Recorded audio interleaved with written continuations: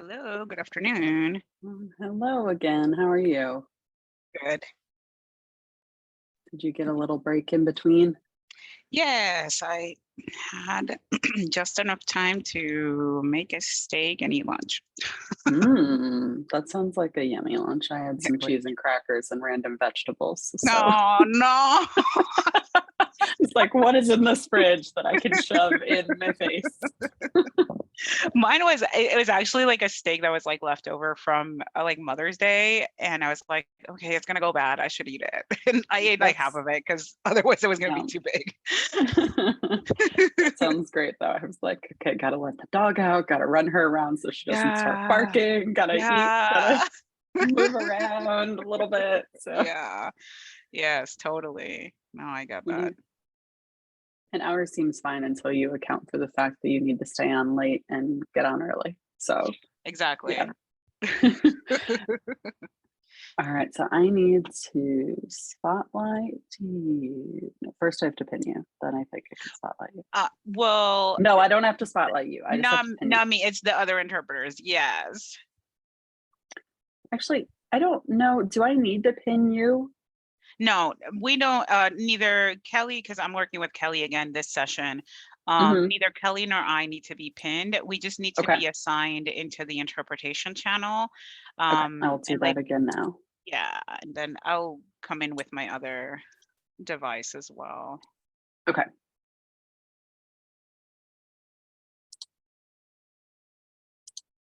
This is my first time doing it for a conference where there's more things happening. So thanks for helping me figure things out some of the time.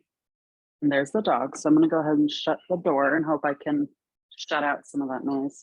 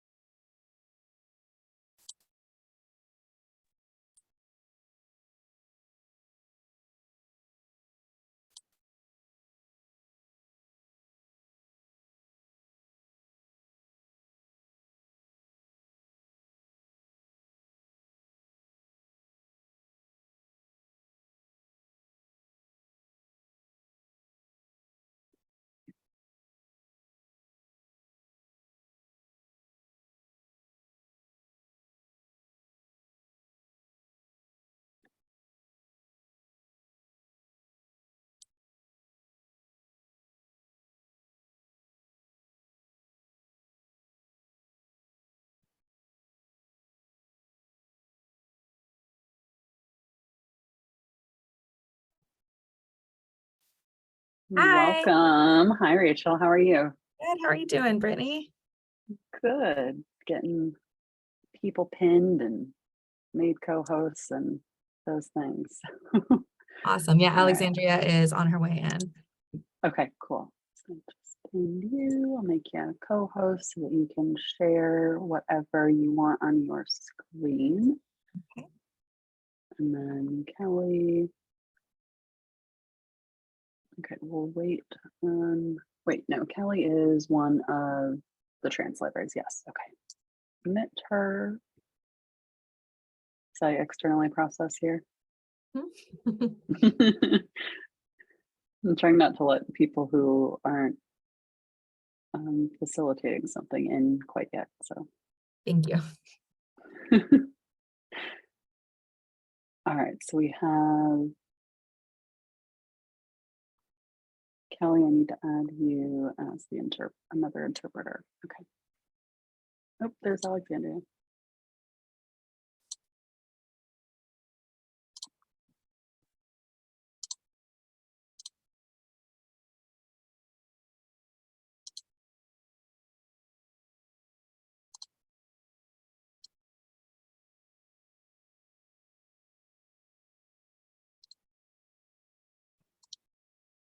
Hey, Hello, Alexandria. How are you today? well, how are you? Good. Getting everyone set up. Okay, so Vanessa and Kelly, I have just added both of you as interpreters. Let me make sure you're both pinned. Alexandria, I will pin you, which always sounds aggressive. And add a pin for you, pin your box. I don't know what video. to say, but yes, make you a co-host. Okay. All right. What am I missing? I need to spotlight ASL interpreter. Thank you. Yes. Hello, Olivia. All How are right. So my puppy is upstairs in her crate. I ran around with her for a few minutes in between sessions, but I'm hoping she doesn't lose it. So if it gets loud, please let me know. I've shut the doors in between us.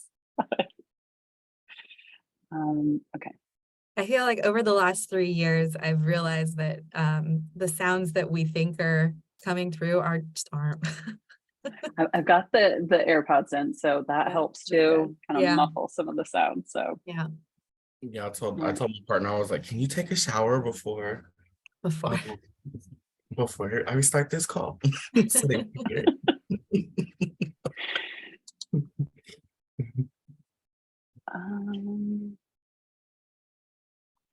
The sound Okay, that so I most can't. travels the most from my house is the sound of Bluey or whatever other children's show is playing like upstairs.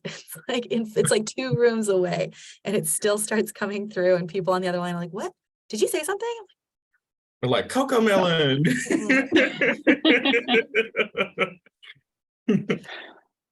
I'm getting ready for the summer where I'll still be working from home and my kids will be home and I'm a little terrified. Like, okay, well, good thing I work with a lot of people who are very kind and patient. I know they're gonna come and be like, Mom, Mom, Where's this? Where's the water? they did this, they did that. When should we start admitting people to the waiting room or letting people in? Do we? So, let me ask y'all, I just said y'all, I am not from the South. So once in a while it slips out, but it always weirds me out. Coming Okay, out, yeah. so Startled you. what just happened? Okay, so I have that you two will introduce each other. Is that correct? Or do you want me to do that? Okay, so you'll do that. So I'll start off with the very brief spiel of this is the session and a couple of items. Let the translators introduce themselves. And then kind of send the message over to you two to introduce yourselves. You've both been made co-hosts, so you can present. And I'll monitor the chat at the end. I'll stick a link in there for the evaluation. And I may remind people if there are pauses, just that there is an advocate on call if they need that. Do you all have any questions for me before I start admitting people? Translators, presenters. Do we do the slides or should we tell y'all to click the next slide or how should we do that? If you all are able to do that, that will make me better able to manage the chat. Unless you want to do it the other way around. Recording has already started, so then we'll just edit the recordings to share with people. How would you like to do the presenting? I can manage the slides. Okay, awesome. Yeah, you can just tell me Okay. what to do, Alexandria. Yeah, I Lost think in your mouth. your internet might be a little bit more reliable than mine. Okay, sounds good. And then do you need any breakout groups or polls? I am actually don't- for better help for a little. No, I don't think we need any polls. We have a part that's a Jamboard, so we'll be sending people to an external link. But Okay. I'll just drop that in the chat for folks. Sounds good. All right, so are we good to go ahead and admit people in the waiting room then? Give me just a second. I have some music that I'm trying to queue up. Okay, sounds good. Gotta skip the ads first. Okay.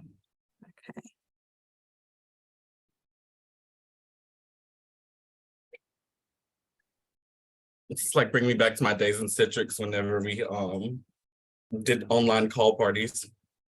That's fun. Is it play? It is. Okay. So I see your screen and hear your music. I woke up feeling great. The birds are in the trees. Let's dance over here. Okay, I'm gonna go ahead and admit everyone. Fuck the bullies. My head is on straight. My heart is in peace. My soul is incredibly ready to change history. It's a good day to fight the system. To fight the system. It's a good day. It's a good day. We're never gonna stop. We're gonna make it count. When one of us is tired out, the other one will hold it down. We're gonna spread the love. We're gonna spread it around. We're all over the city now, and way down in the underground. Come on. To fight the system. To fight the system.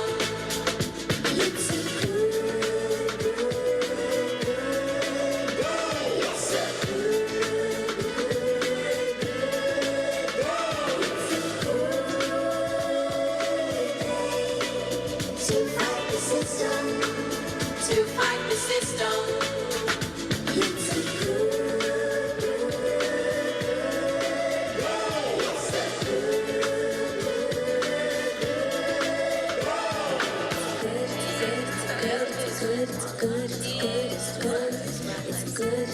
It's a good day. To fight the system. To fight the system. It's a good day. It's a to fight the system, to fight the system. It's a good.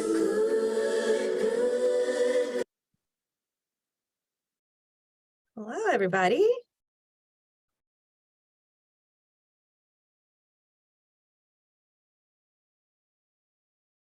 Can y'all hear me? I can. Hi, everyone. How are you today? We'll give it just 1 minute and we'll go ahead and get started. You are in the QTPOC Survivor Advocates to the Front, a demonstration project for resourcing existing community-based survivor advocate networks session.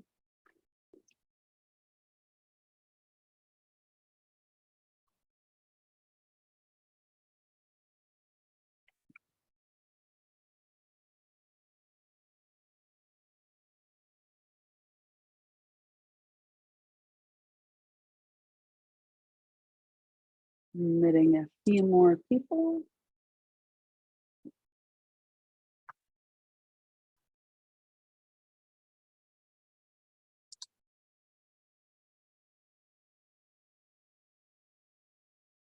All right, hi everyone. I am Brittany Thomas. I am a contractor with NC CASA and I'll be your moderator today. So feel free to send me a message if you have any technical issues or any questions that you'd like to ask privately.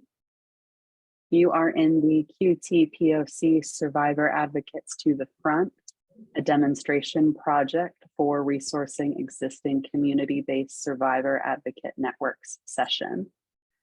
And I'll let the translators introduce themselves now to let you know how to make use of those resources.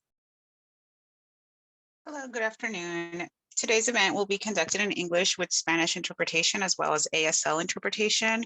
I will give some instructions regarding the Spanish-English interpretation. Anyone who's not Spanish-English bilingual should please select a language channel. To listen on a computer, locate the globe icon along the bottom row of your Zoom screen and select English. If you're joining via the Zoom app on a mobile device, click More or the 3 dots in the corner of your screen, select Language Interpretation, choose English and click Done. Please do not select Mute Original Audio, and we will copy these instructions in the chat. Hola, buenas tardes. El evento de hoy se llevará a cabo en inglés con interpretación al español. También hay interpretación en lengua de señas estadounidense, pero voy a dar instrucciones respecto a la interpretación al español. Quien no sea bilingüe en inglés y español tendrá que seleccionar un canal de interpretación, por favor. Para escuchar el español en su computadora, haga clic en el icono del globo terráqueo en la parte inferior de la pantalla de Zoom y seleccione el idioma. Si se está conectando a través de la aplicación Zoom en un dispositivo móvil, haga clic en More o en los 3 puntos en la esquina de la pantalla, seleccione Language Interpretation, luego elija su idioma y haga clic en Done. No seleccione Mute Original Audio. Y les vamos a copiar las instrucciones en el chat. Gracias. Thank you. Thank you so much for our translators being here today. All right. If you would like to see live automated captions, please click Live Transcript and then select Show Subtitle. We want to remind everyone to take care of yourself during this session in whatever way feels right for you. So we do have an advocate on call throughout the conference. If you need support from an advocate during this session, please send me a direct message and I will connect you with the advocate on call.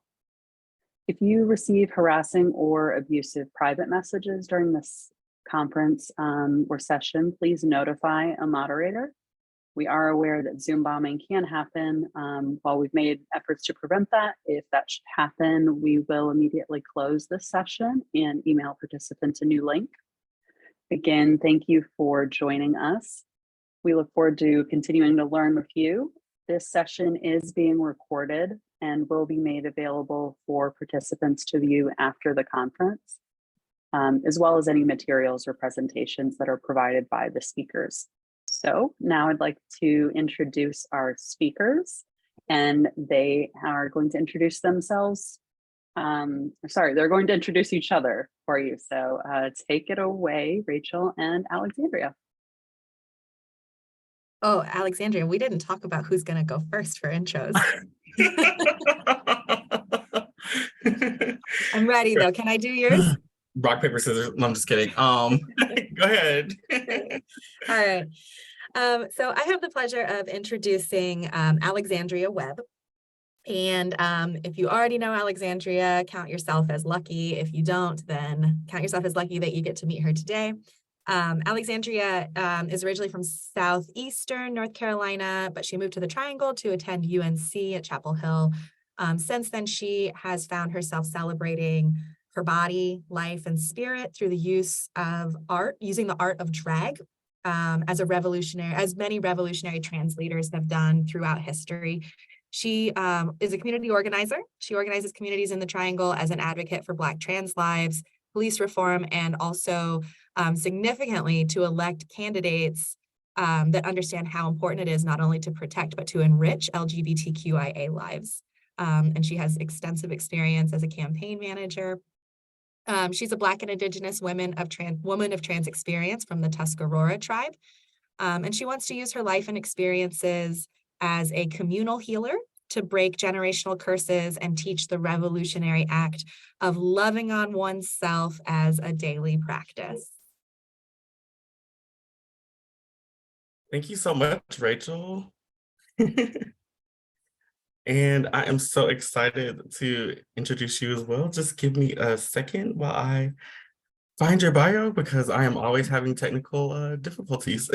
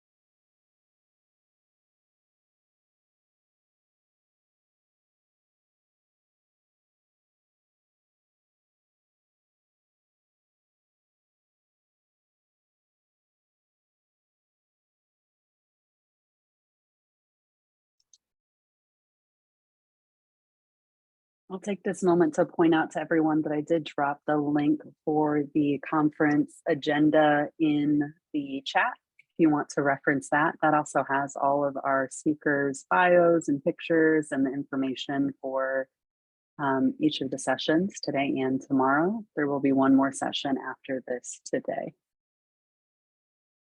Okay, so sorry about that, y'all. Finally found it.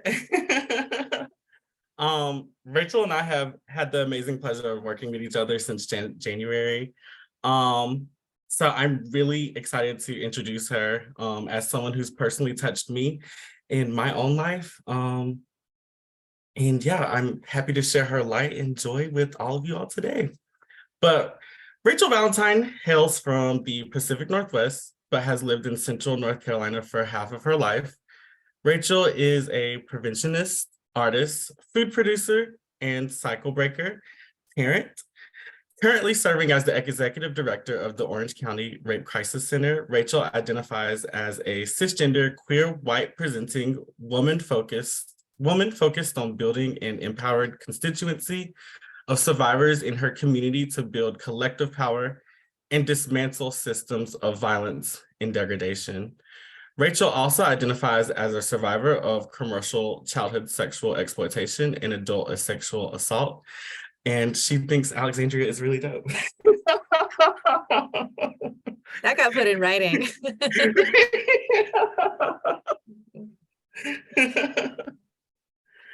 Also. All right, so here we are. Now we're in our full-on presentation. And we'll go ahead and just share a little bit about our agenda for today. We're going to talk about valuing survivor experience, what that means to us. Hint, it involves money. Fighting for safety. We're going to talk about the model for the project that Alexandria leads at our organization, and how that is, how through that project, the experts who she's engaging with are mapping out a blueprint for liberation. But before we do that, we're going to have our first little engagement moment. So we're going to be using a Jamboard for a few different parts of this presentation. And I'm going to go ahead and drop the Jamboard link in the chat here. And so this will take you to an external link, which can be a little bit nerve-wracking if you haven't done it before. But here is the link to where you're going to go. And when you get to that link, what you're going to do for us is hold on just a moment. Let me find the right screen that I want it to go onto. The question that we are addressing is where are you on your learning curve? So when it comes to understanding the unique perspectives, needs, and strengths of trans communities of color, or of individuals of color, people of color with trans experience, where would you say you/your organization is in terms of your learning curve? So what we've got here on the screen is a slope that goes from more or less the bottom up to the top. And what I'm going to ask folks to do is to go ahead and grab this little circle-y thing over on the side here and click it and click it. And then you're going to place a circle somewhere on this slope to indicate, this is anonymous, so we're not going to know who's saying where they are or what you're saying about your organization, to indicate whereabouts on this slope you feel like you are, so that we can get kind of a visual representation of where folks are at with regard to your knowledge and understanding about the perspectives, interests, strengths, and needs of trans communities of color. All right, so we've got a couple of folks already in there showing us where they are on the slope. Anonymous cheetah, anonymous duck, anonymous platypus. You can play around with the size and the shape of your little circle too.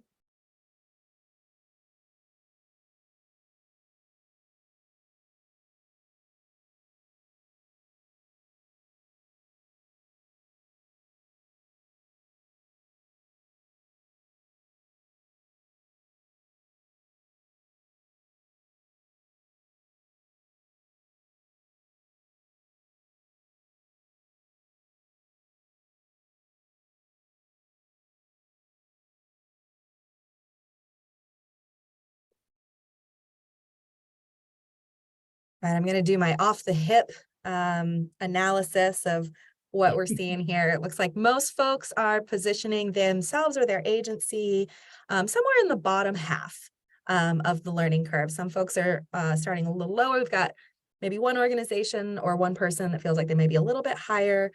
And this is kind of what we expected, in large part because the general audience of what we're looking at an NC CASA conference is sexual assault service providers, most of whom are not embedded in organizations that are led by or focused on trans people of color.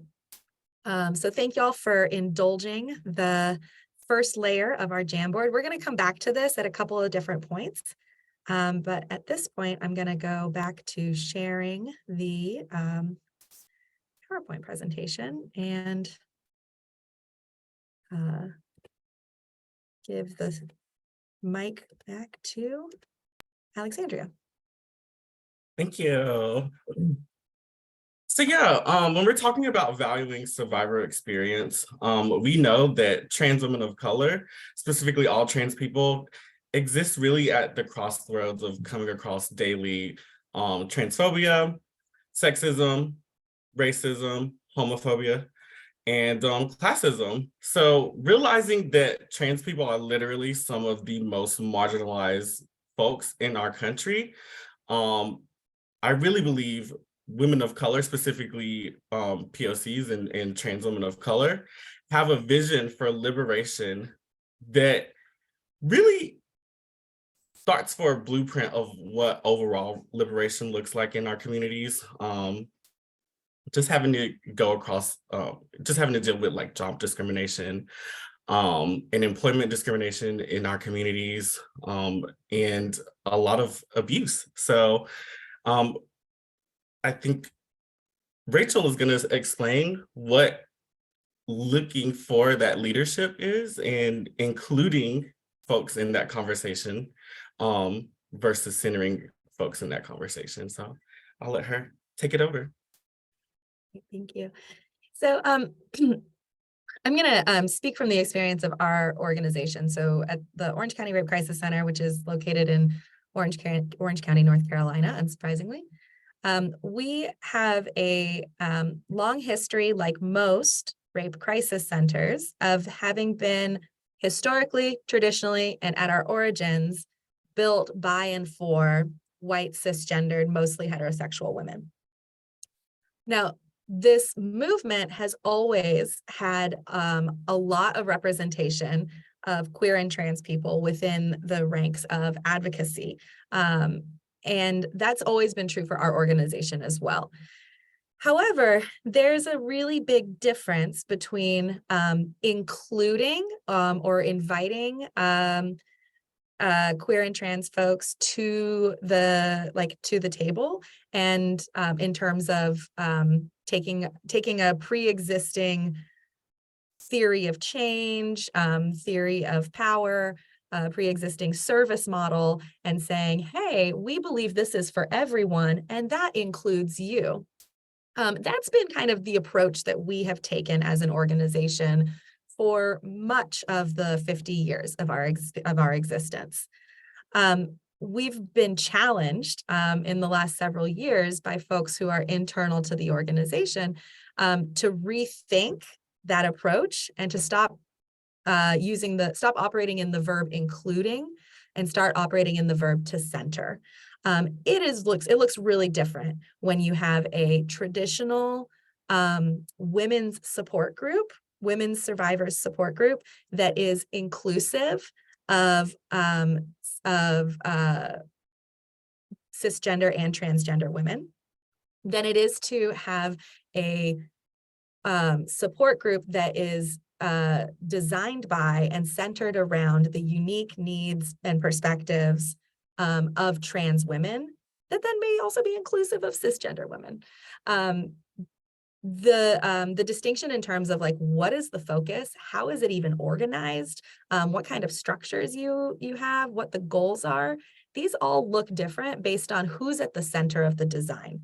If white cis women are at the center of the design and we're trying to be inclusive, it's just going to hit wrong. It may be a space that trans women of color might access if it's the only thing available, but it doesn't speak to their needs and interests and strengths. So about 2 years ago, we got some funding from the GCC, it was VAWA Stop funding, to do a deep dive into looking at every function of our organization, from programs to communications, advertising, fundraising, internal policy and structure, and to have it like basically scoured by a group of consultants of trans experience for shifting from an inclusion framework to a centering framework. And that's how I met Alexandria. Alexandria was part of the group that worked with us primarily on our HR policies internally. So that's kind of been the shift that we've been working in, is shifting from inclusion to centering. And we've realized that our organization is better and more effective, not just in terms of how we serve queer and trans people, but also how we're serving everybody. Because of this thing that Alexandria said, if in order for trans women of color to be free, we would all have to be free. And when we organize our services around the needs and perspectives and strengths of our most marginalized groups, our most marginalized client groups, then they are qualitatively different and qualitatively better for everyone who comes through our doors.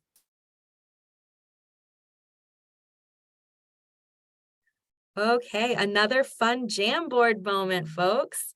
So this one, we're going to use the sticky notes, and I'm going to put the Jamboard link in the chat again so that you can get to it. We're going to go to the Jamboard, and I'll show you how to use these sticky notes. We're going to, oh shoot. I actually already did this question. I'm so sorry. We're going to skip that. We're going to skip that Jamboard moment because we did it a different way. And we're going to move on to the fighting for safety portion of our presentation. Alexandria. Yeah, so before we get into talking about the program that we created, we just wanted to take a little bit of time to paint a picture of what fighting for safety and what we're actually fighting for as we look at a picture of liberation. Trans women of color obviously find themselves at this unique intersection where we're having a lot of bills target us right now. So, unfortunately, when we're looking at employment discrimination, Black trans women and gender nonconforming folks on average earn 60 cents for every $1 earned by a white man. 34% of Black transgender folks report a household income of less than $10,000 a year, which is barely enough to even provide for yourself for 2 months, let alone a whole year where you're trying to survive for 12 months. Which that makes it 2 times the rate for trans folks of all races, 8 times the US general population rate. And when we're looking at insecurity or housing insecurity, 1 in 5 are discriminated against while seeking housing. That also brings an increase in our unsheltered rates since 2016. So as inflation rises, prices keep going up, more folks are coming across situations where they're unsheltered. And that's leading us to where 1 in 2 transgender folks in San Francisco reported being unsheltered. Rachel, if you're ready for the next slide, I'm ready. I just wanted a quick, I think there was a PowerPoint moment here. When you say 2 times the rate for trans folks of all races and 8 times the US general population rate, was that for sexual assault rates? No, that's for employment unemployment rates. Okay. Yeah, unemployment rate.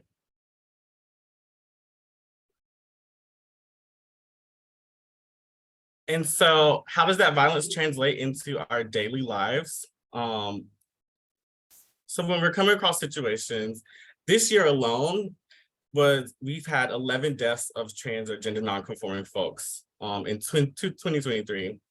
So I believe last year was one of the most violent years for transgender folks. We're already going into this year and we're only in May right now, and it's looking to be another violent year for trans folks. So continuously across the board, as years go across, violence and more violence against trans folks is steadily increasing. 2 of those deaths this year were in Georgia. Transgender men and women are 4 times more likely to experience sexual assault, or 66% more likely to experience sexual assault when coupled with physical abuse or assault. 36% of transgender or gender non-binary students with restricted bathroom or locker room access reported being sexually assaulted, according to a Harvard study. So when we're looking at all of these bills and all of the legislation, like House Bill 2 in North Carolina, it really has an impact on folks, specifically transgender folks who are looking for support to just even use the restroom. They're more likely to be victims or survivors of sexual assault. And so with bills trying to literally eradicate trans folks from existence, we've had 543 anti-trans bills bills being looked at across 49 states are being introduced. 70 of those passed and 101 of those failed. And we currently have 372 active. How wild is that? There was a note from our county that I think is really,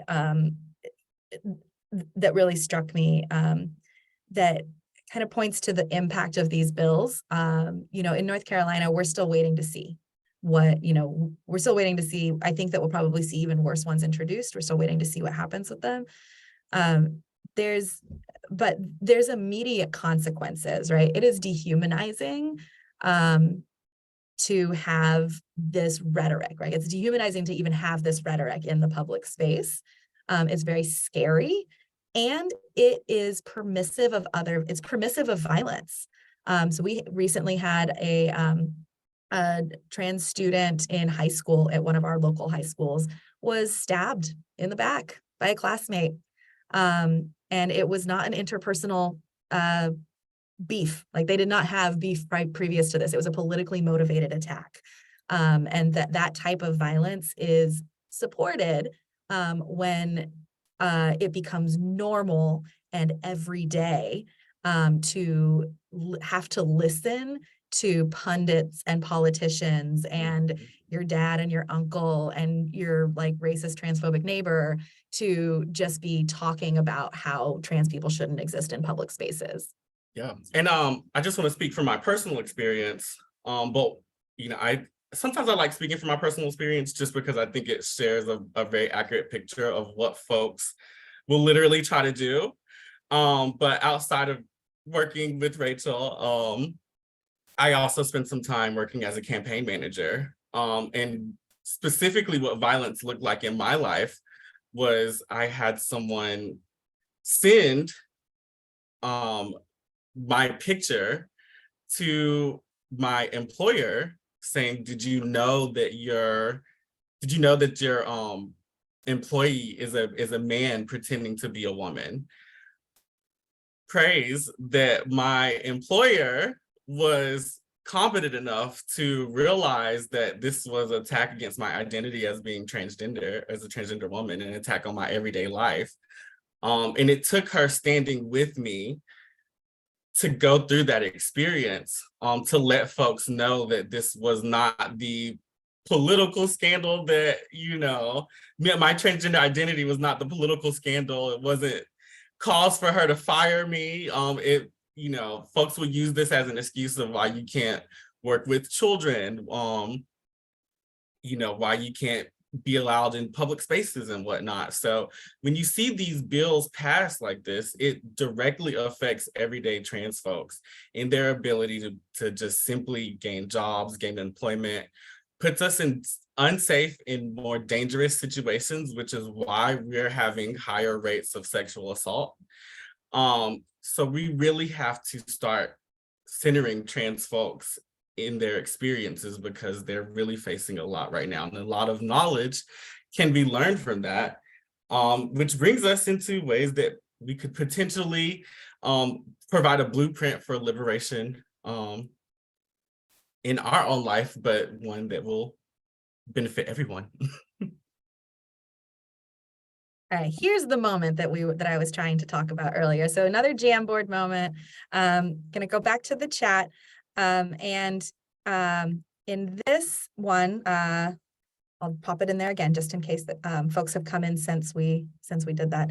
So in this one, we're going to ask you about your ideas for how your organization could be responsive to the needs of trans survivors. So now that we've had a little bit of time to hear from Alexandria about some of the unique barriers and the unique ways that violence is showing up in trans survivors' lives, what ideas does that give you for ways that you all could be more responsive to trans folks' needs? And so the way that you'll do this one is over on the left side on your little panel over here, there's this little icon called a sticky note.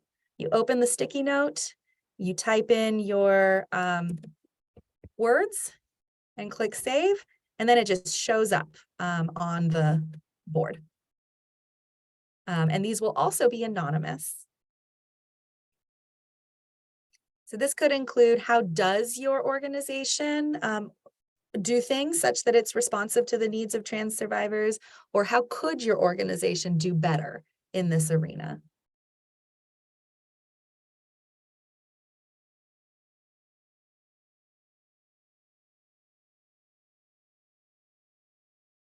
I see we've got some folks up here. We've got about 20 of our participants are in the room already. So we're just waiting for folks to get their ideas out on the, we're on page 3 on the third question.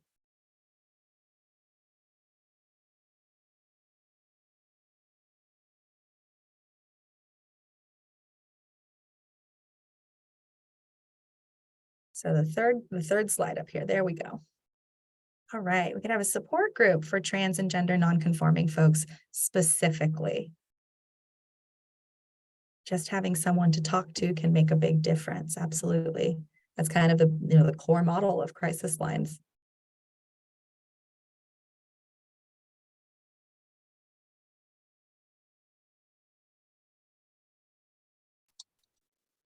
We have one comment in the chat saying that they weren't able to get theirs up, but it says that we could be respectful of pronouns. Great, I'll add that up there for you, Sam. Respect for pronouns. Better outreach strategies to increase visibility and competency of services specific to the LGBTQIA+ community. Use inclusive language, share inclusive images, our allyship. See, continue to provide shelter regardless of gender. Absolutely. Mm-hmm. Which is a major barrier for transgender survivors. All right, what if trans survivors design the programs and advocacy efforts? Their wisdom and lived experience are elevated, centered, honored, and celebrated. I like that one. Our Campus Violence Response Center is highly focused on addressing this. Yay! Outreach within the campus community, trauma therapy focused on specific needs and advocacy. We have a bid for training. Comprehensive training for staff conducted by members of the trans community, especially for shelter and DVSA advocates. Okay. All right, we have our services are available to all, which is that's a really important first step. And that's not something that we take for granted, honestly. There are a lot of services that are not open to all. And even though it is unethical and in some cases illegal to discriminate on services on the basis of of somebody's gender identity. There are a lot of programs and a lot of places where services are not available to transgender folks. So our services are available to all is a really great first step. I also want to challenge folks to think about the ways that a framework or like a banner of we're here for everyone sometimes prevents us from really looking at the ways that we're not necessarily there for everyone equally. Great. All right, There was thanks. one in the chat that said, I would open services to all as well as shelter. Great. Open services to all as well as shelter. Okay. Great.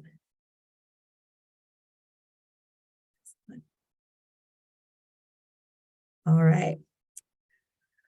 We're going to go back to our presentation. So thank y'all for your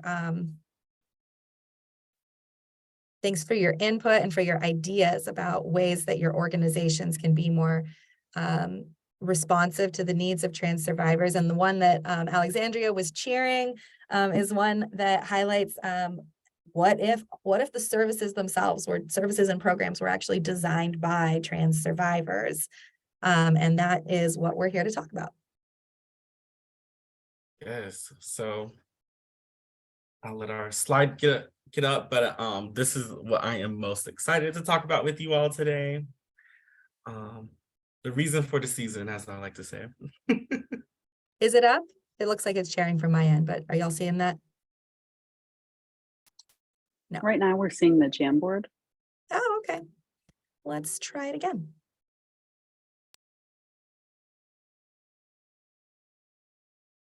There we go.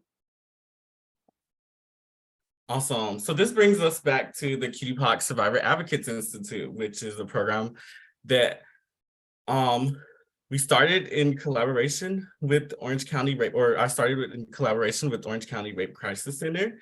And so how this came about was in working with Orange County Rape Crisis Center last year, we kept throwing around the ideal of like, what does support for trans folks look like? How do we do that? Which I feel like is a question that I get asked all the time. And I was really happy to be able to answer that by saying, we need jobs, point blank and simple. So this is kind of how the QTPOC Survivor Advocates Institute came up, but we started around in January. And what it is a survivor advocate certification experience facilitated and designed by and for QTPOC survivors. It's a means of leveraging survivorship expertise as culturally relevant professional legitimacy for QTPOC survivors. So really paying folks for the work that they're already doing. A lot of the folks that are in the program are drag performers or people in service industry experiences.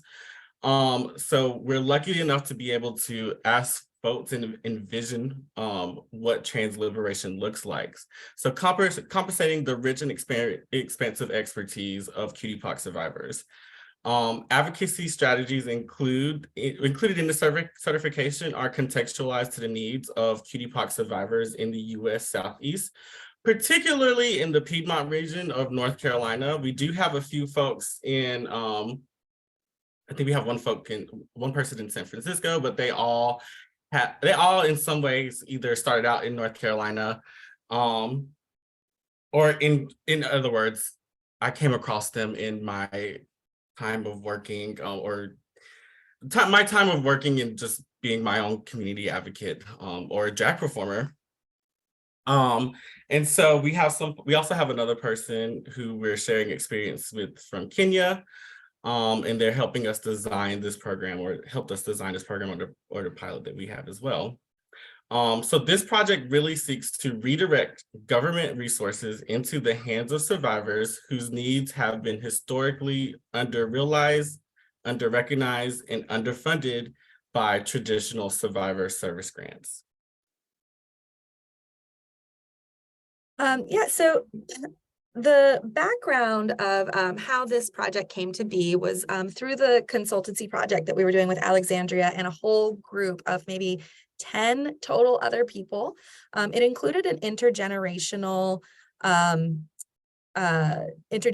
advisory committee of trans survivors throughout our community in Orange County and Durham County, just because we're so adjacent.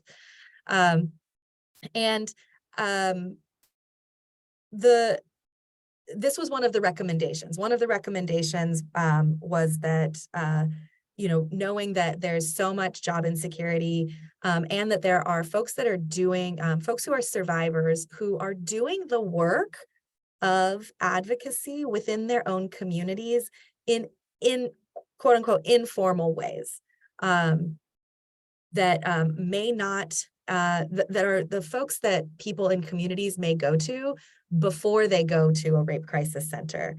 No matter how, progressive, no matter how diverse, no matter how strong our rape crisis center becomes in its work to center vulnerable communities, there are still people who will never walk through our doors, and that's okay, because they are going to community sites of healing.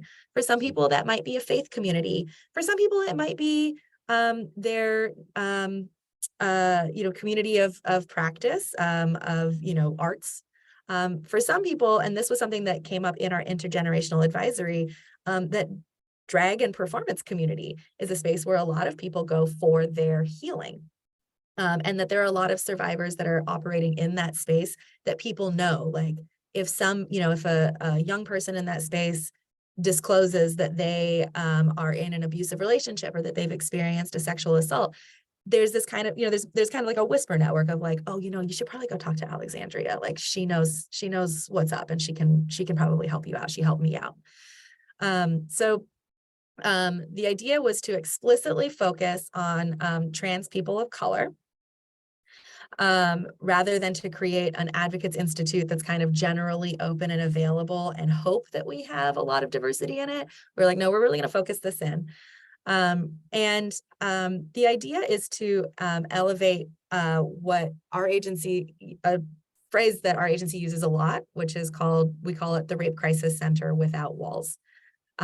We've got 14 amazing people doing this work at our agency, but these 14 people are not going to be able to eradicate sexual violence in Orange County on their own. It takes an entire community to eradicate sexual violence, and that means that the skills that we have inside these four walls need to be owned by a lot more people than just these 14.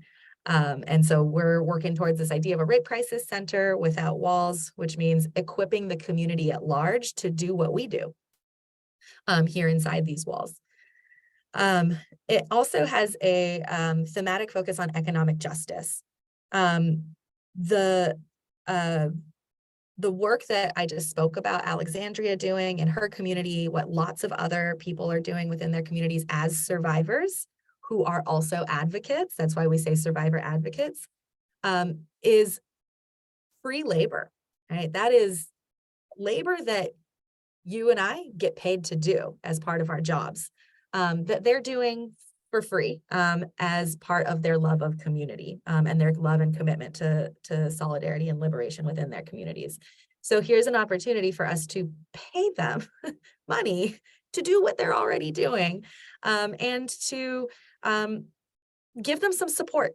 Give them some support to equip them to do it in ways that may be less taxing to them personally, and give them access to and support for the kinds of self-care practices and boundaries and supports that we receive as professionals within the field. So some of the benefits are there is the economic security of a regular paycheck. Folks are getting paid at the contractor rate that GCC allows us. So they're getting paid $80 an hour to provide their expertise and to pursue their organizing projects within the community, so long as they're focused on increasing survivor care, increasing resources, access, and care for survivors.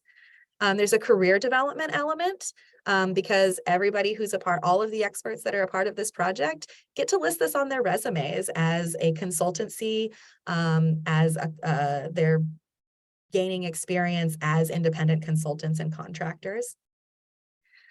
We see it as an incubation for future projects and consultancy careers because something that was really evident early on in Alexandria's interviews was that there's a lot of really great ideas that folks are just sitting on because who's gonna pay for this? Who's gonna support me actually taking the time to do the research that it would take to launch this project in the way that it ought to be done, that our community deserves for it to be done. And as a platform for the dreams and projects that you're already working on or wanted to work on, but assumed that it would have to be unpaid. We have an opportunity for you to actually get paid to actually pursue some of these projects, which Alexandria is going to give you some details on what some of the projects are. They're really, really cool.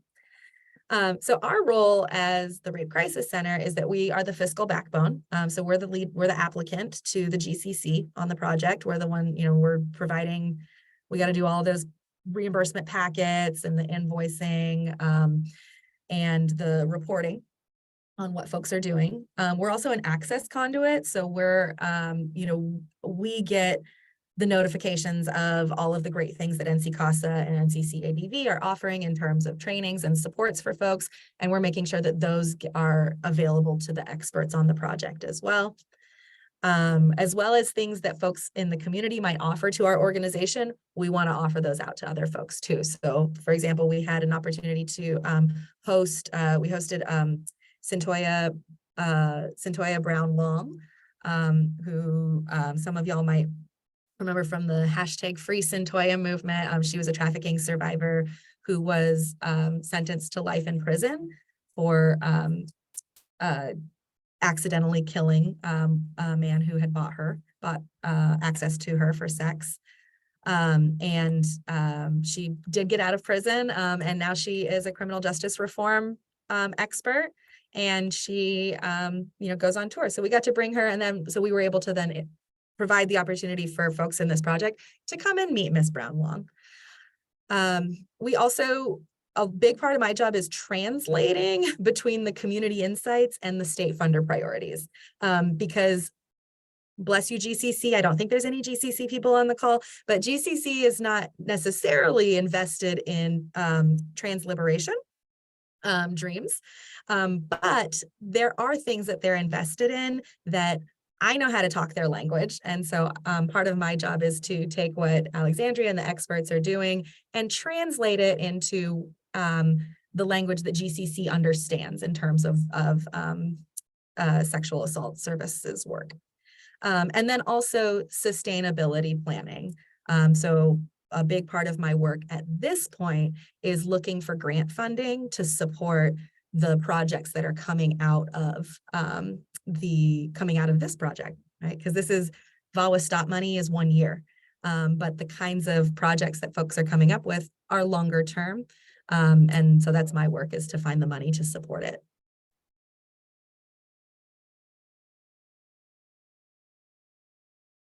So yeah, this kind of brings us to what exactly are we doing? But we broke the project down into 3 phases. Phase 1 being we are conducting key informant interviews with the representative body of QTPOC survivors.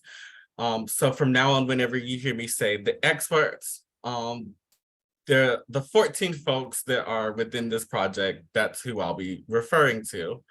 But within reviewing the information from those, we're able to kind of see what is going on, or what's the current climate within this area, the Piedmont, Raleigh, North Carolina area.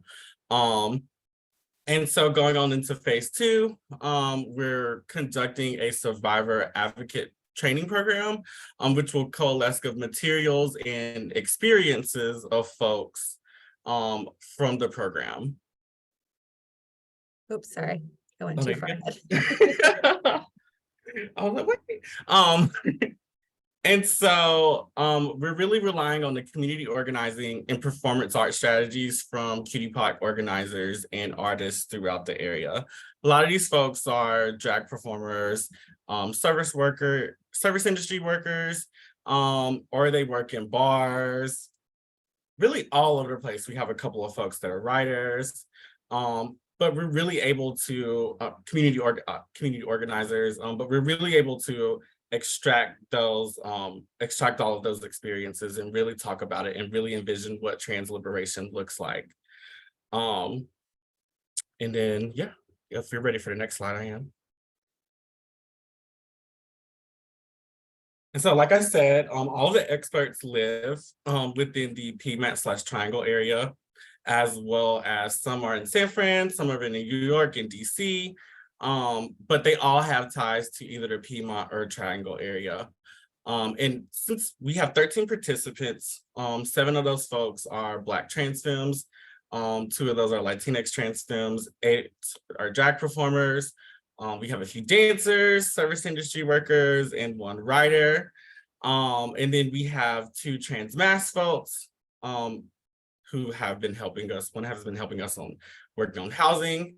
And we'll talk about a little bit about what that project looks like that they're working on. And then some folks have service industry ties as well. And then we have another agender person who also is a drag performer. So when we're talking about these sessions, what do they look like?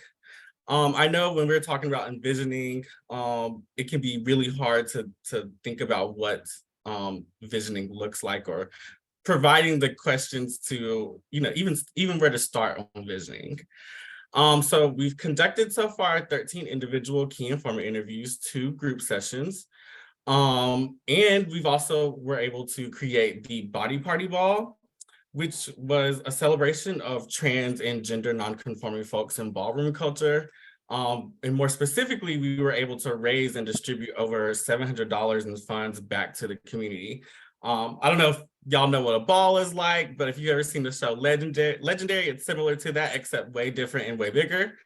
But it's a culture, but by having these folks grouped together, we were able to say, well, what does the space look like where we can focus on joy and just freedom for ourselves? And I think for a lot of trans and gender nonconforming folks, movement, being able to move your body and shake it in a space where you don't have any constraints, is amazing, which is why ballroom culture is so important for trans and gender nonconforming folks. But when we're talking about trans liberation, I am asking folks questions like these down here at the bottom, just to really focus on and get the big picture of what liberation for the individual looks like. But some of those questions look like, what is the most joyful thing about living within your authentic truth? And why is it important for you to live in it? What do you look for in a space to make it feel more comfortable for you? What prevented you from seeking traditional forms of support, whether that be crisis centers, nonprofit orgs, both traditional and non-traditional forms of therapy? I think that one's a really big question, especially in context going back into the agency, because as Rachel hinted on earlier, there's some folks that are not even going to come across your doors, or not even going to feel comfortable enough to come into your doors. But we all talk. Some of us more than others, like myself. But we all talk. And so you really have to arm your community with resources and support so that they can talk amongst each other, but also be able to provide resources that you would get from these places back to each other. So really creating that network of folks that can organize and be community advocates for each other. Another one of those questions, what forms of support or resources would you like provided for QTPOC survivors? What space would you seek those resources in? Where is it most comfortable for you to seek those resources? That's really where that one hits the head on. What forms of healing modalities would you like to see offered? Because while therapy is good for some folks, therapy doesn't necessarily it doesn't heal for all folks. But we like to see therapy offered in case folks want to take advantage of that. But really, what helped you? Is it a dance class? Is it a karate class? Self-defense? What would you like to see offered within these organizations? What policies or resources could your ideal workplace provide to trans folks? Because obviously we know that, especially with us going back into workplaces, what does it look like for your workplace to provide trans liberation? Yep, we can go to the next slide.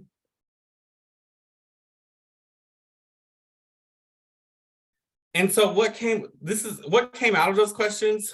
What do we need? That's what we'll kind of focus on, but it translated into what I was able to give back to Rachel from doing the key informant interviews, was providing a landscape of what trans folks need, or what we really need to big picture liberation. That looks like basic needs, trans housing support, especially independent housing in a place that the person feels safe and can easily transit to community members.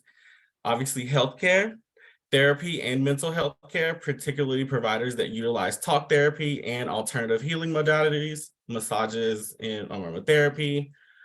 Resources for education and training for QTPOC survivors who want to become licensed clinicians in these areas. One thing I really like about the project that we're doing is that we're also able to have access to the NC CASA trainings as well, so that we're able to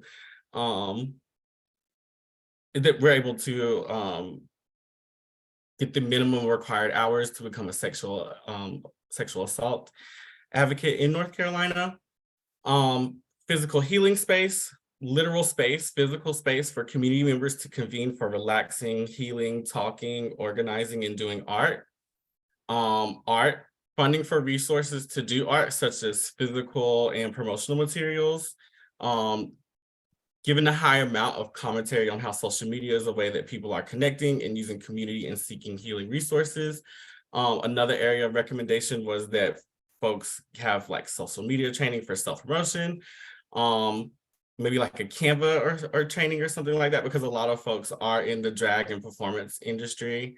So promoting yourself is a skill that we have to learn, and is a skill that is necessary.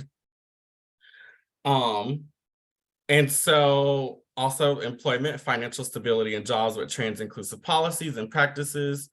Another recommendation was providing access to gender affirming care and addressing discrimination promptly and with follow-up for the harm or the person committing harm.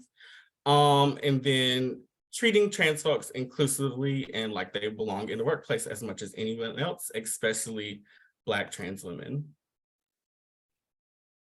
Alexandria, as you were speaking about the self-promotion stuff, I was thinking about how much that is important, even if you're not in the performance space, but if you're trying to launch, a expert consultancy, right? Sharing your lived experience as expert advice for organizations or for individuals, that self-promotion is a big part of that as well. And one of the things that came through, yes, there's an interest in, financial stability within traditional jobs, as well as a recognition that it might take a while for employment discrimination laws and workplaces to catch up. In the meantime, we're going to be doing our own thing independently, and we need some resources and supports to do that as well. Exactly. Yeah, so these were all recommendations provided by the experts on what they envisioned or what it would look like for an organization to provide support, or for anyone to provide support if you wanted to be a community advocate. Because I think the main thing is that so many folks wonder, what does supporting trans folks and gender nonconforming folks, specifically folks of color, what does it look like? And a lot of these folks have the answers, but unfortunately, there's not a lot of us to go around. And a lot of us are dealing with our own struggles on the streets. So, we really have to provide the support for these experiences to be shared, because without providing the resources for folks to be compensated for this support, I really don't think we would have been able to land on all of these recommendations that are so rich and valuable for us. Because yeah, like for so many times I can think of folks asking me like, hey, Alexandria, we need support in X, Y, and Z, but you know, I wasn't able to necessarily show up for that org because there was no compensation. And I had to choose what to do with my advocate time. So by paying advocates for their time, they're really able to show up and think about their communities, which also leads to some of the products that are coming from this program. So we have the QTPOC Survivor Community Advocate Training, which is our phase 2. Right now, I'm working with my expert in Kenya to compile a community survivor advocate training, which is basically be a compilation of experiences, resources, and ways to support QTPOC survivors and community throughout the public and workplace. So to really give folks a resource module on how to help a friend in need if necessary. I know, speaking from my own experience, whenever we're talking about community advocates and survivors, there's been so many times where I've been at a show or something, or you know, someone's come up to me after talking about like my own experiences in community. I think a lot of trans folks get in contact with each other through parties and drag and whatnot, celebrating movement. But there's a lot of times where we're not equipped to handle or best equipped to handle being able to provide support. So one of the ways that we came about this training program was giving people a toolkit so that they can better help folks access the resources that are at centers, that are at crisis centers and whatnot, that folks wouldn't necessarily walk through the doors for. Some of the individual. I wanted to make a note about that training too, that there's also a big, it helps to bridge an employability gap within our field as well. Because when I look at, like, we do a lot of hiring, and so I take a look at all of the resumes that come through as we're hiring. And we often have folks that have personal lived experience as survivors or as you know, the loved ones of survivors who have done, you know, provided support to one another. But they're in competition with people who, you know, took gender studies in university or had time to volunteer at their local rape crisis center, went to social work school, have these sort of like formal training experiences. And, you know, who volunteers largely, it's people who can afford to volunteer. So if you're hustling and struggling to make rent and your grocery bills every month, carving out time once a week to go volunteer at your local rape crisis center might not be a priority. However, that same person has tremendous skills in the way that they've supported community. So this, through this project, it's not just these experts that will have access to this training, like they're the ones that are informing the training. They will then get to take the training and will also pay whoever else in the community wants to take the training. They'll get to then go take that training and be paid to do it. So it's not on a volunteer basis. That's something that can then go on their resumes. If they had an interest in working in our field, they've just got a leg up in terms of their competition and employability. Yep. And it really helps build help connect the employability gap, like Rachel said. I know, just speaking from my own personal experience, like I said, I've done so much work in different organizations, but when it's come time to apply for a job, I'm I wasn't able to use that experience. So I was automatically disqualified from working in these fields, but I've had for 3 to 4 years working on the experience. So really connecting resume experience back to folks, in showing a reward system for becoming a better advocate, and being able to put that on paper is a huge plus, because not all the time are we able to. And all of this work just goes to the wayside. Some of the other projects that we're working on right now is a housing and programming toolkit. So this would serve as an ideal model for housing support to serve trans and gender non-conforming folk. One of the experts said that he felt like the housing program that he was in was a little too focused on trans folks of a specific experience. So I was like, okay, well, let's look at what this model will look like for yourself. What would a better model look like? Obviously, since you're going through this support model right now, what could be made better? So by being able to provide that funding, we were able to land on working on creating our own ideal toolkit. We've also started working on a Party Safe program. So being able to safely distribute Narcan and fentanyl testing strips to places where community members gather. Also meeting folks in spaces to educate by leaning on performers and existing community advocates.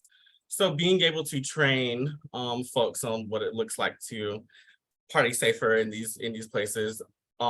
People come to drag communities, people come to drag queens all the time for resources and support. And by training folks in community, you really don't know whose life you could be saving, because instead of that person being like, oh, well, I don't know, get somebody else to do it, they're now able to empower themselves and empower other folks to be like, well, actually, I do know what to do. And here's some resources, or here's where you can go to get the support that you need. So yeah, these are kind of the products that we're working on right now. We're still stuck in visioning, but we're wrapping them up, and we're about to launch some of our programs right now. And it's really exciting. And without the support of the organization, we really wouldn't be able to do these things. Mm-hmm. And some of these projects, like Rachel said, and like I've elaborated up, folks were already working on these projects before they even had the funding for them. So now that they have the funding provided, you can just see the leaps and like they're working on passion projects that they literally have never been able to work on. And it's work that is necessary in our community. We need these voices in our community. Without, so many times I think folks are asking what we can do for these communities without including folks from these communities in on these conversations. So again, what does it look like to center voices versus just include voices or just invite them to the table? It's not enough to just invite. You have to listen and do. Sorry. This is, as you were just talking, Alexandria, I had this moment of realization that the distinction in this case between including versus centering means that the types of things that we get, the types of activities that we get to do under the banner of supporting survivors looks really different from the traditional approach to survivor support. So, if we're coming from the perspective where the organization is at the center and is the one creating the programs, we're going to come up with the same things. We're going to come up with support groups. Maybe there'll be really cool support groups with really interesting themes, but it's going to be a support group. It's going to be therapy. It's going to be a crisis line. There might be some advocacy involved. But when we decenter the organization and really center, like, listen to survivors. What are survivors saying they want? They want safe places to gather. They want support to explore their art. They want these things that are absolutely part of survivor care and survivor empowerment that are just not part of the mainstream offerings of what organizations like ours traditionally do or traditionally think of as rape crisis centers work. we've actually got somebody here who's in the session with us who is a colleague of mine here at the Orange County Rape Crisis Center, who I think of as really like my inspiration and mentor in thinking about outreach. I used to think that outreach was about making sure people know about what we do so that they'll come. But through my work with Tracy, through this work that we're doing with Alexandria, really see it a lot differently, that outreach is about figuring out what you need and figuring out how I can get that to you, and how I can support, how I can leverage the power and access and resources that we have as a institution to get you what you need, because you're already in the driver's seat, you're already running with it. Let's just put some gas in your tank. So in terms of the sort of like, where do we go from here? Where do we go from here? I'm tired of hearing. Oh, sorry.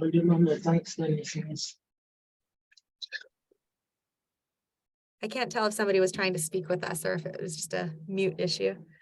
The where do we go from here? How are we looking at this as a blueprint for liberation? We have these current projects that Alexandria just described. We also have a whole variety of unclaimed visions, right? Things that came out of these interviews that nobody's said like, that's the one I want to do. But when we can find the funding to sustain, when we can find the funding to like infuse them with resources, some of those unclaimed visions are going to flourish. So one of the ideas that folks have been kicking around is putting together a toolkit for how to like case manage your own case, right? So let's assume you don't want to go to your local rape crisis center or even to your LGBTQ center, or you don't have one near you, or you've been conflicted out because they're already serving somebody who you were previously in relationship with. There's lots of reasons why somebody might not be able to access those services, but how can we take those things that our advocates know how to do and make them accessible to the average survivor who doesn't want to come through our doors? And so that's one of the unclaimed visions that I'm really excited about finding funding to support somebody, hopefully one of these experts, to be able to do, because we're all watching the calendar. We all know that this funding runs out in September. We're trying to figure out how we can keep the momentum going and also take some of these unclaimed visions and really resource and amplify this, this emerging movement for queer and trans survivors of color in our community. Yeah, and just kind of to wrap this up, I think, so for the longest time, just speaking with folks in my own community, other communities, I think one of the things is that we've always wanted to be able to organize. And by being able to leverage the organizational resources, we are finally able to organize with one another and able to envision. I think one of the biggest powers that we have as a human is the ability to congregate. So we've been able to congregate, we've been able to organize ourselves. And really that organization is how we have been able to share and provide a blueprint. So I'm really excited to see where sharing our experiences goes from here, and looking forward to raise and opportunities that we can be able to share and value trans experiences and specifically folks of color. So at this point, we were advised to try to finish 15 minutes early, which we did, plus some. So good job, Alexandria. Hey. So at this time, I guess we can open it up for any questions or reflections that are coming from the group.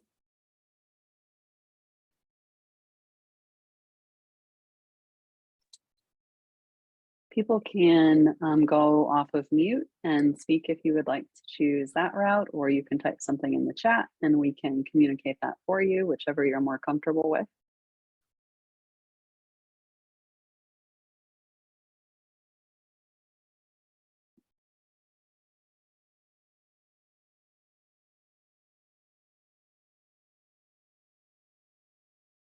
We have one person saying this was really an eye-opener. Good job, presenters. And then we had another Tracy saying Estrella, I'm not sure if I'm pronouncing that correctly, offers funding for LGBTQI people of color.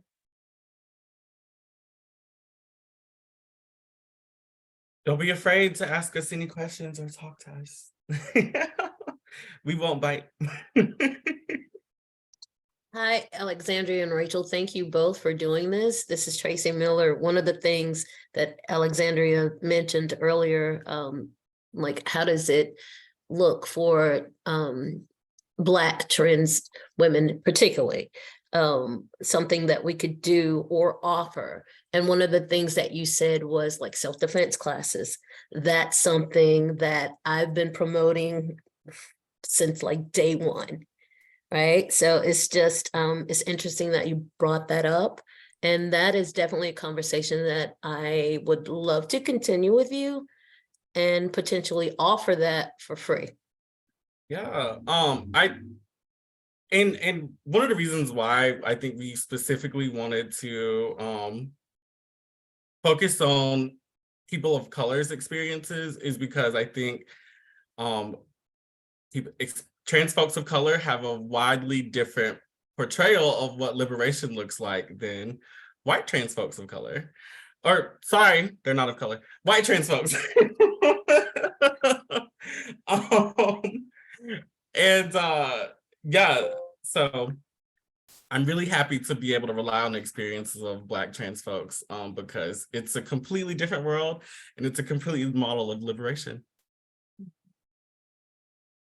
Yeah, Tracy and I have talked about this a lot in like in the mainstream sexual assault movement, like self-defense like is very like looked down upon as like that's like a thing that we used to do in the past, but I don't really know what it is, but it is a very white response to it.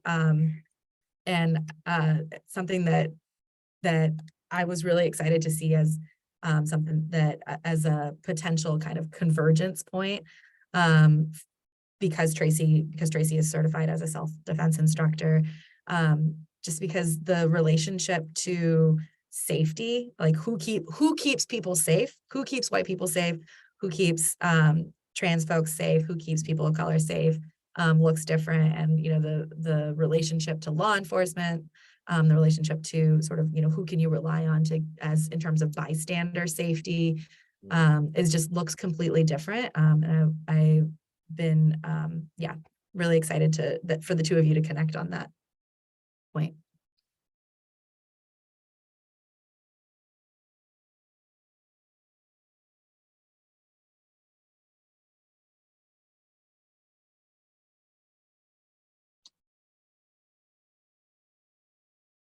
Oh, sorry if y'all can hear Any other my cat questions? in the background. She's telling me it's time to let her out of the room.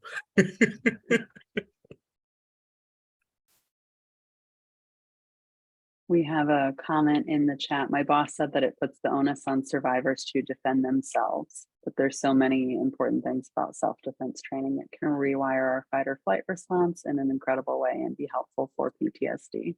Mm-hmm.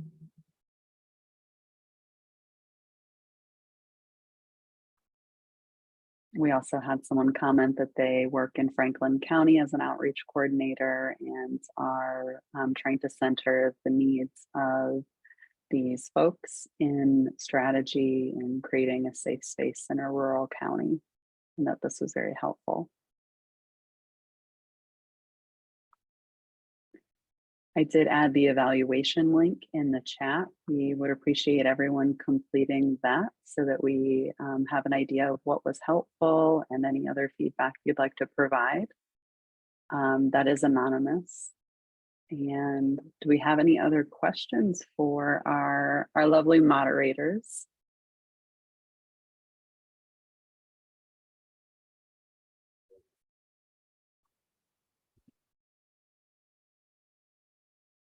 I wanted to share one final reflection about sort of seeking to make our organizations more relevant to trans survivors.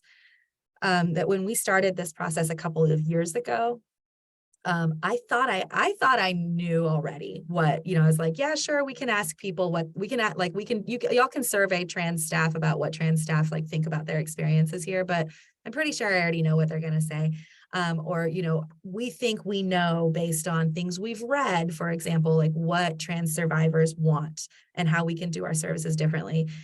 And I was just wrong. I was wrong. That was so arrogant and wrong. And so I think the lesson for me over the last couple of years is like, just ask, and pay people to answer. But ask, because you're going to get a different answer from what you think you're going to get.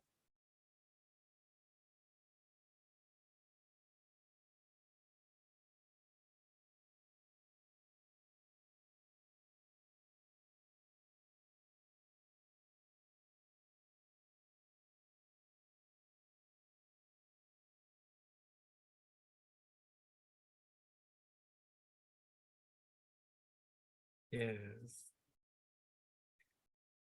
It's so hard to see myself with no eyebrows. I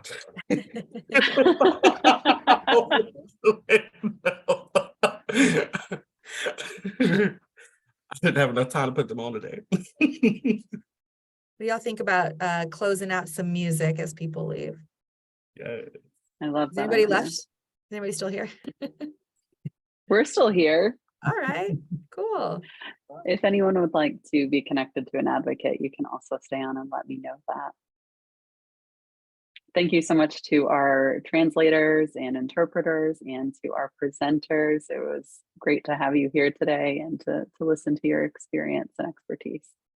And thank you to our participants. We do have one more session left after this today. The link to that is in the chat.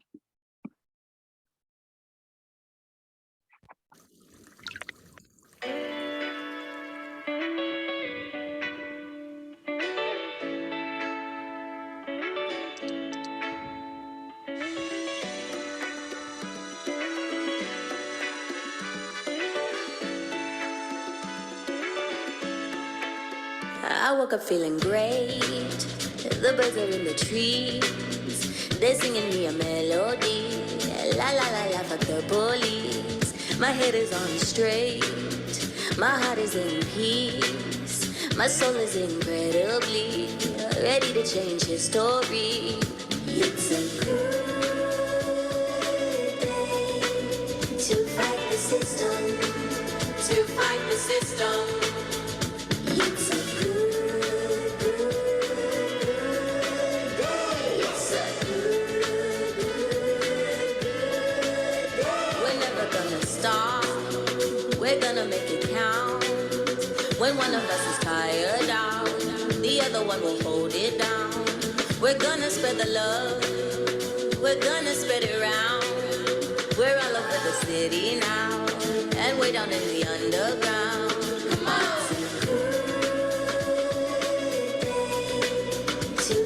System, to fight the system.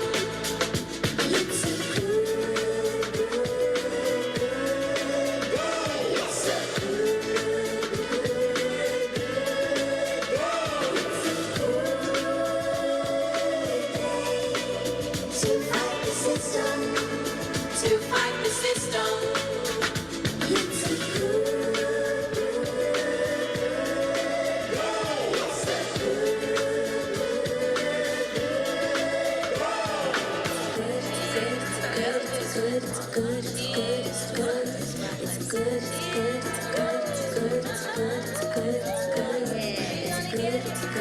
system. To fight the system. It's a good day. It's a good. To fight the system, to fight the system. It's a good day. It's a good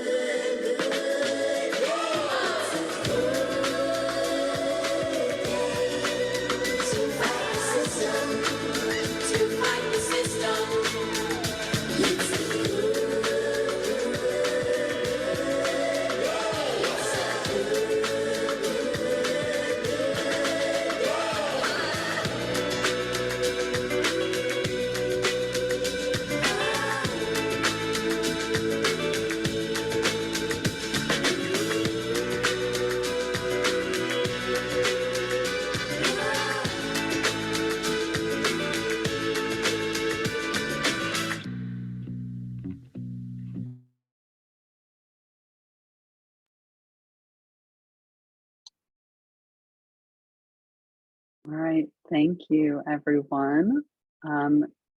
We will be reconvening for one more session to close out the day, and that will begin at 3:15. The link is in the chat as well as in the agenda that was sent out. So thank you, Rachel. Thank you, Alexandria. Thank you to our interpreters and translator. And thanks for being here. Go take care of yourself for a few minutes and we'll see you in a few more.